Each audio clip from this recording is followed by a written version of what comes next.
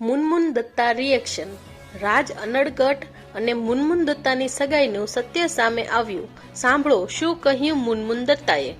Social મીડિયામાં viral થયેલા સમાચારમાં એમ પણ કહેવાયું કે સગાઈમાં મુનમુન અને રાજના માતા પિતા ઉપરાંત તેમના નજીકના મિત્રો હાજર રહ્યા હતા. ટીવી સિરિયલ તારક મહેતા કા ઉલ્ટા ચશ્માની બબીતાજી એટલે કે actress Munmun Dutta social media પર ભારે એક્ટિવ રહે છે.